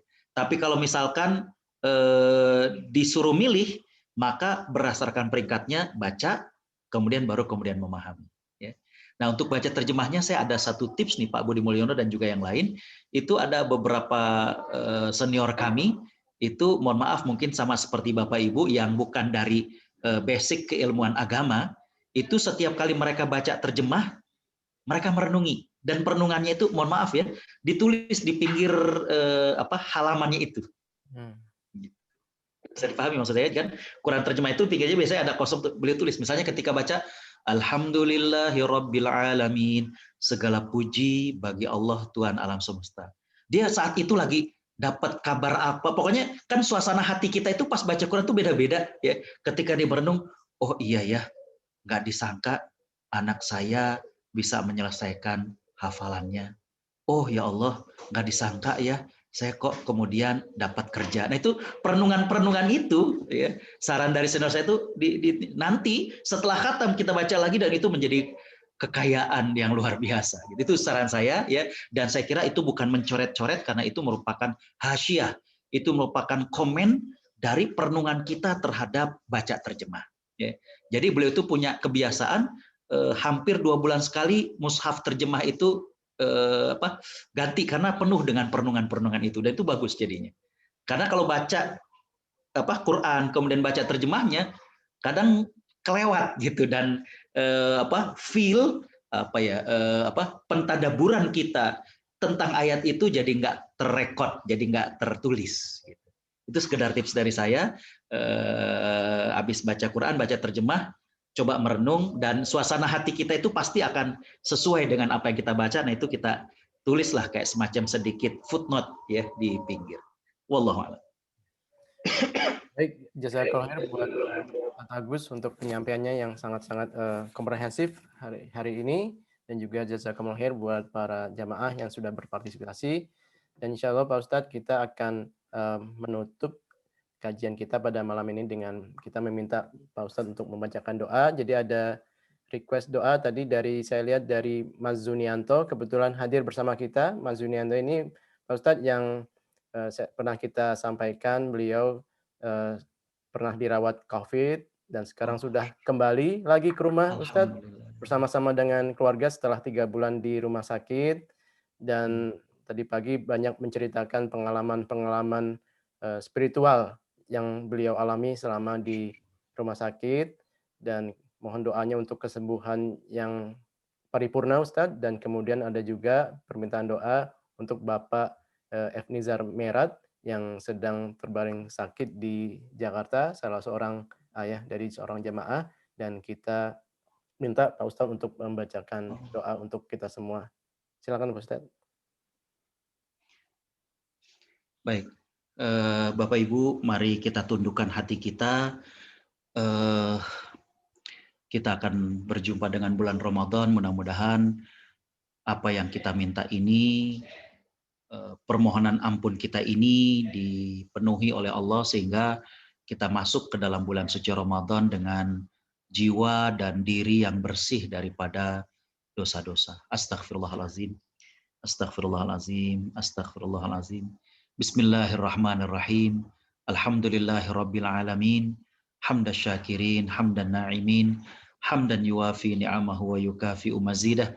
Ya Rabbana lakal hamdu wa lakal syukru kama yanbaghi li jalali wajhika wa azimi sultanik. Allahumma salli ala Muhammad wa ala alihi wa sahbihi ajma'in. Ya Allah, kami semua yang ikut kajian ini duduk bersimpuh di hadapan-Mu dengan mengakui tiada zat yang pantas kami sembah melainkan Engkau. Ya Allah, kami mohon ampun. Kami mohon agar Engkau memberikan kepada kami maaf atas kebusukan mata kami. Mata ini pernah melihat hal yang Kau haramkan. Bahkan mata ini sampai saat ini masih suka melihat yang Kau haramkan. Ya Allah, ampuni kebusukan mata kami yang terkadang berat membaca firman-Mu, yang terkadang berat menghatamkan Al-Quran. Ampuni lisan kami yang masih suka berbohong, suka menggunjing, suka marah-marah. Ampuni lisan kami yang sering lupa mendoakan ibu dan ayah kami. Padahal mereka tidak mengharapkan harta. Padahal mereka dulu begitu rajin mendoakan kami. Ampuni tangan kami yang terkadang berat untuk bersedekah. Padahal ada orang yang lebih miskin dari kami, lebih sederhana hidupnya, tapi mereka juga rindu dengan surga. Bahkan mereka mengatakan, surga itu kan bukan hanya untuk orang kaya. Tapi tidak sedikit dari kami yang pendidikannya lebih tinggi, hartanya lebih banyak, namun berat untuk berbagi. Ampuni tangan kami yang sudah lama tidak mengusap-usap kepala anak yatim. Padahal di tengah pandemi ini Kau tunjukkan kepada kami betapa mudahnya Engkau jadikan diri kami sebagai orang-orang yang Kau panggil dan anak-anak kami menjadi anak yatim. Ya Allah, berkahilah kami di bulan Sya'ban. Sampaikan kami hingga ke bulan Ramadan. Ya Allah, sampaikan umur kami hingga ke bulan Ramadan. Jadikan Ramadan ini kami lebih khusyuk, lebih rajin, lebih semangat, lebih banyak baca Qur'annya, lebih banyak sedekahnya, lebih mampu menahan emosi dan hawa nafsu kami. Ya Allah, berkahi kami untuk dapat meraih Lailatul Qadar. Berkahi kami untuk bisa meraih Lailatul Qadar. Jadikan kami yang hadir dalam majelis ini atau yang menyaksikan siarannya menyetel kembali, termasuk orang-orang yang Kau bebaskan leher kami dari siksa api neraka-Mu. Ya Allah, kami mohon juga ampuni dosa ibu dan ayah kami. Sayangi mereka ya Allah. Mereka itu sayang betul pada kami. Kami saja yang banyak dosa kepada mereka. Maafkan kami ya Allah, yang pernah membuat kecewa hati mereka, yang pernah meninggikan suara di hadapan mereka, yang pernah membantah kata-kata mereka, bahkan pernah berkata kasar di hadapan mereka. Ampuni kami yang pernah membuat mereka menangis. Ampuni kami yang membuat mereka menahan rindu karena lama kami tidak berjumpa dengan mereka. Ampuni kami yang membiarkan makam orang tua kami penuh dengan ilalang dan rerumputan. Ya Allah, kepada ibu dan ayah kami yang sudah meninggal dunia, ampuni dosa mereka. Lapangkan alam kuburnya. Pertemukan kami kembali dengan mereka di surga. Allahumma ya Allah, kepada siapa saja di antara jamaah atau keluarga yang hadir dalam kajian ini yang dalam keadaan sakit, sembuhkanlah mereka ya Allah. Ada ayah daripada sahabat kami, jamaah kami, yang saat ini sedang berbaring sakit di rumah sakit. Berikanlah kekuatan kepadanya. Berikanlah kesembuhan kepadanya. Kembalikanlah beliau kepada keluarganya dalam keadaan sehat. Kepada saudara kami, Mas Juniarto, Allahumma ya Allah, kuatkanlah keimanan dalam hatinya. Kembalikanlah kesehatan kepadanya. Jadikanlah sakit beliau yang lalu menjadi pelajaran bagi beliau dan kepada kami semuanya. Ya Allah, angkatlah wabah dan pandemi ini dari negeri kami dan negeri-negeri yang lainnya. Kepada saudara-saudari kami yang tertimpa musibah, berikanlah kekuatan kepada mereka. Berikanlah kesabaran kepada mereka. Gantilah yang hilang dari mereka itu dengan sesuatu yang lebih baik.